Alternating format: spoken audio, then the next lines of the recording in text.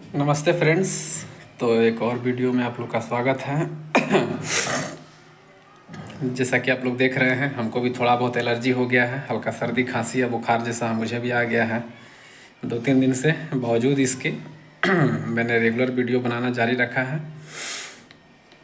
और अभी एक मुझे रिक्वेस्ट आया, किसी मेरे जो सब्सक्राइबर हैं जो मेरा वीडियो रेगुलर बेसिस पे देखते हैं, शायद उनके घर में किसी को जो है डेंगू फीवर हो गया है। हाई ग्रेड फीवर, करीब 104-105 डिग्री फीवर आ जा रहा है पेशेंट को। और पेशेंट बहुत ज़्यादा जो है परेशान है।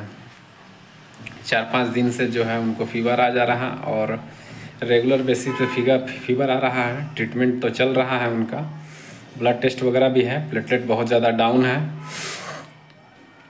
बाकी वाइटल्स अभी तक स्टेबल है, किसी प्रकार का कोई दिक्कत नहीं है। लगातार उनके जो है प्लेटलेट की मैंने जांच जो है हो रही है कि प्लेटलेट में क्यों इतना ज़्यादा वेरिएशन आ रहा है, क्यों इतना ज़्यादा प्लेटलेट डाउन हो गया है। प्लेटलेट करीब 30,000 के आसपास चला गया है। बावजूद इसके अभी उनका जो है वाइटल वगैरह सब ठीक है, कोई प्रकार का दिक्कत नहीं है। अब यही देखना है कि जल्दी से वो रिकवर हो जाए, ठीक हो जाए। उसके लिए पूरी तरह से जो है जो भी ट्रीटमेंट देना चाहिए, जो भी केयर होना चाहिए, वो किया जा रहा है पेशेंट को। तो उन्हीं का सवाल था कि आखिर ये डेंगू पॉजिटिव आया है, उनका NS1 एंटीजन टेस्ट हुआ था जो डेंगू का टेस्ट है, और अचानक से उनका प्लेटलेट जो है 1 लाख से घट के करीब 30,000 के आसपास हो गया। तो उनका सवाल ये था कि आखिर ये डेंगू फीवर में ऐसा क्या होता है जो प्लेटलेट इतना ज़्यादा कम हो जाता है। जाहिर सी बात है, बहुत लोग के मन में ये सवाल उठता होगा कि मान लीजिए कि टाइफाइड फीवर है या मलेरिया है या किसी और भी कारण से फीवर आता है, उसमें प्लेटलेट इतना ज़्यादा डाउन होता नहीं है। लेकिन ये डेंगू फीवर में ऐसा क्या हो जाता है जो प्लेटलेट इतना ज़्यादा कम हो जाता है। तो आज का वीडियो इसी पे रहेगा, और हम कोशिश करेंगे कि इस वीडियो के माध्यम से आपको बता पाएँ, समझा पाएँ कि आखिर ऐसा क्या होता है जो कि आपको मैंने इतना ज़्यादा प्लेटलेट कम हो जाता है डेंगू फीवर में। तो सबसे पहले हम लोग थोड़ा बहुत डेंगू फीवर के बारे में जानेंगे। डेंगू फीवर या उसको ब्रेक बोन फीवर भी बोलते हैं। हाई ग्रेड फीवर रहता है, इसमें हेडेक बहुत ज़्यादा रहता है, और मसल्स में, बोन में बहुत ज़्यादा पेन होता है, लगता है जैसे दर्द से हड्डी टूट जाएगा। बहुत सीवियर पेन होता है, बॉडी पेन, इसीलिए इसको ब्रेक बोन फीवर भी बोलते हैं। डेंगू जो है अमूमन फीमेल एडिज नामक मच्छर के काटने से होता है। इसमें जो है ये एक वायरल डिजीज़ है, कम्प्लीटली ये वायरल डिजीज़ है, ये बैक्टीरियल डिजीज़ नहीं है। इसीलिए इसका कोई अभी तक ले जो है प्रॉपर जो डेंगू का ट्रीटमेंट है वो नहीं है। इसका समझिए कि अगर किसी को डेंगू होता है तो हम लोग उसमें जो है सपोर्टिव केयर देते हैं, सपोर्टिव ट्रीटमेंट देते हैं। जैसे कि बहुत ज़्यादा फीवर होने से पेशेंट डिहाइड्रेट कर जाता है, तो हम लोग रिहाइड्रेशन के लिए उनको खाना पीना देते हैं, उनको फ्लूइड चढ़ाते हैं, IV करते हैं, इलेक्ट्रोलाइट वगैरह हम लोग लगातार देते रहते हैं। डिहाइड्रेशन के साथ साथ इलेक्ट्रोलाइट इम्बैलेंस हो जाता है हाई ग्रेड फीवर होने से, तो हम लोग उसके लिए सलाइन दे दिए, या हम लोग जो है इलेक्ट्रोलाइट का जो घोल वगैरह है बना करके हम लोग उसको प्रॉपर देते रहते हैं।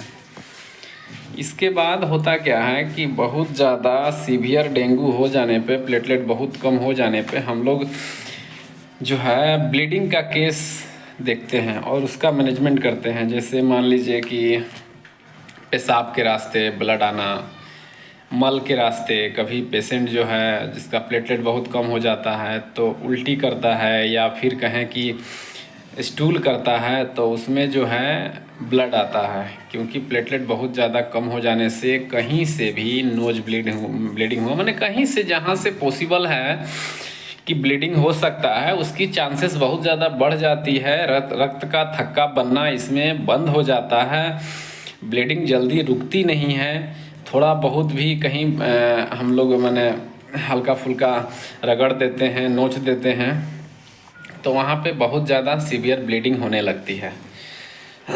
तो इन सब चीज़ों को हम लोग देखते हैं। ब्लीडिंग होने से पेशेंट शॉक में चला जाता है, जो कि बहुत ही सीवियर स्थिति है।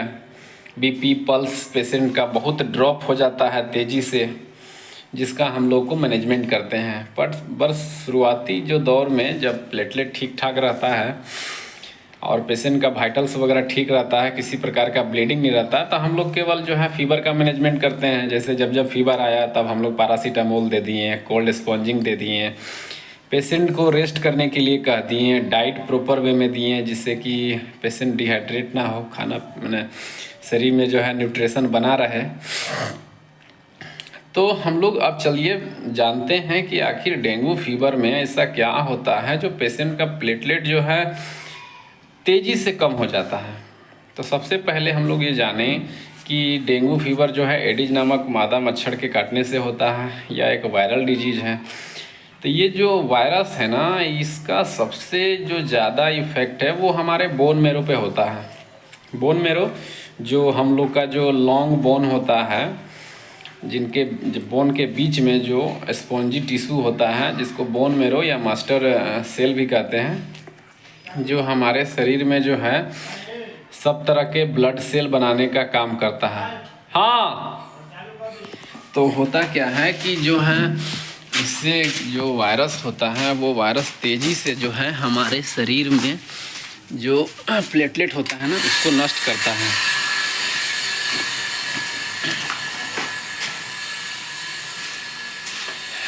बोन मेरो के नष्ट हो जाने के कारण जो प्लेटलेट है उसका काउंट तेज़ी से कम होता है।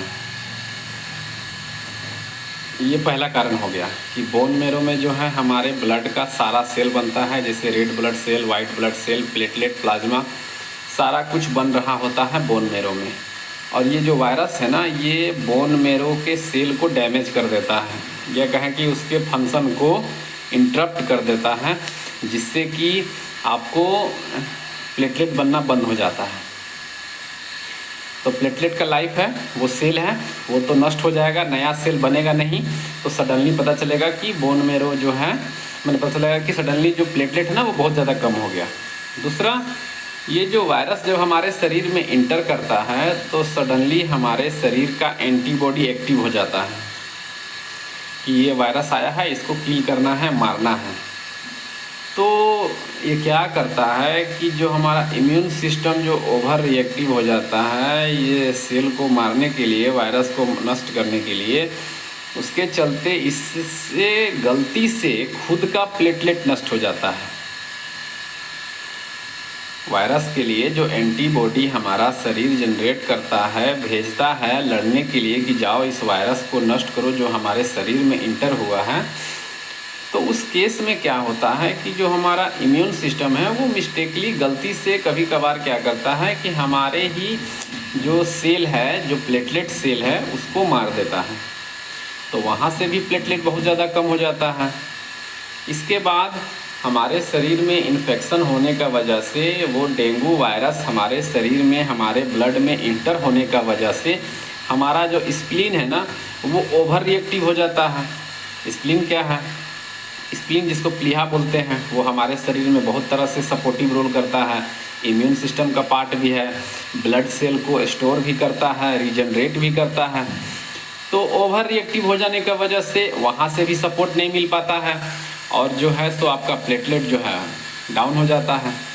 तो ये सब कुछ रीज़न है जो कि डेंगू फीवर में हमारे शरीर से, हमारे ब्लड से प्लेटलेट की संख्या तेज़ी से कम हो जाती है।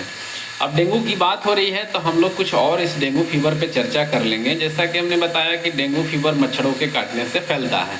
एडिज नामक मादा मच्छर इसको फैलाती है और वायरस को जो है, डेंगू वायरस को हमारे ब्लड में इंजेक्ट कर देती है।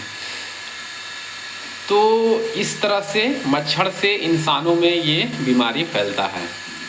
फिर एक इंसान से मच्छरों में फैलता है। मान लीजिए कोई व्यक्ति जो डेंगू से इन्फेक्टेड है तो उसको थोड़ा क्वारंटाइन रखने की ज़रूरत है। फिर कोशिश करना है कि उसको कोई दूसरा मच्छर ना काटे, क्योंकि जब उस इन्फेक्टेड व्यक्ति को कोई एक मच्छर काट लेता है तो वो मच्छर भी इन्फेक्टेड हो जाता है उस वायरस से, और वो मच्छर फिर किसी और स्वस्थ व्यक्ति को भी काट ले तो उनको भी डेंगू होने का खतरा पूरा बना रहता है। तो अगर किसी को डेंगू है तो उनके लिए क्या करें कि मच्छरदानी का प्रॉपर व्यवस्था करें कि उसको मच्छर ना काटे, और अगर उसको मच्छर काटता है तो फिर आपको भी अगर वो मच्छर काट ले, जरूरी नहीं कि वो एडिज मच्छर हो, वो कोई सा भी मच्छर रहे, इन्फेक्टेड व्यक्ति को काटेगा तो काटने के बाद वो खुद इन्फेक्टेड हो जाएगा और जिसको भी काटेगा उसको आपको डेंगू हो जाएगा। और डेंगू फीवर में बहुत हाई ग्रेड फीवर होता है, हम लोगों ने चर्चा किया, मैंने बहुत ज़्यादा हड्डियों में जैसे लगता है कि हड्डी टूट रहा है, उस तरह से दर्द होता है। तो उसके वजह से जो है हमारे शरीर में जो है बहुत ज़्यादा वीकनेस होता है, कमजोरी होता है, तो उस पेशेंट को ध्यान देना है। प्लेटलेट कम होती है तो पपीता वगैरह खिलाना है, पपीता के पत्ते छालों को अच्छे से पीस के उनको पिलाया जा सकता है जिससे कुछ प्लेटलेट बढ़े। जनरली क्या होता है, सपोर्टिव केयर होता है। ये जो डेंगू बीमारी होता है ना, इसका कोई प्रॉपर इलाज होता नहीं है, क्योंकि ये जो है वायरल डिजीज है, वायरस से होता है, तो इसका ट्रीटमेंट केवल सपोर्टिव है। पेशेंट को मच्छरदानी में रखें प्रॉपर। अगर किसी को डेंगू हो गया है तो कोशिश करें कि उनके परिवार के लोग जो हैं और भी थोड़ा सतर्क हो जाए, चूँकि यह फैलने लगेगा, कोई भी दूसरा मच्छर काट के जो है उन लोग को काट लेगा तो पेशेंट बहुत जल्दी डिहाइड्रेट हो जाता है। पेशेंट का यूरिन आउटपुट पे ध्यान देना है कि पेशेंट यूरिन कर रहा है कि नहीं, यूरिन कर रहा तो कैसा कर रहा, कितना कर रहा, कितना फ्लूइड वो ओरली ले रहा। अगर फ्लूइड ओरली नहीं ले पा रहा फीवर के कारण तो उसको तुरंत IV लाइन लगा दीजिए, और IV के माध्यम से NaCl का बोतल वगैरह उनको चला सकते हैं, जिससे शरीर में उनका वाटर और इलेक्ट्रोलाइट जो है बैलेंस रहे, शरीर हाइड्रेट रहे। और जब जब उनको फीवर हो कोल्ड स्पॉन्जिंग और पैरासीटामोल का टैबलेट ज़रूर दें। तो उम्मीद करते हैं दोस्तों आपको मेरा ये वीडियो अच्छा लगा होगा। अगर डेंगू से रिलेटेड और कोई आपकी कोई भी क्वेश्चन होगा तो आप लोग मुझसे कर सकते हैं, हमें अच्छा लगेगा हमें उसका जवाब देने में। तब तक के लिए नमस्कार।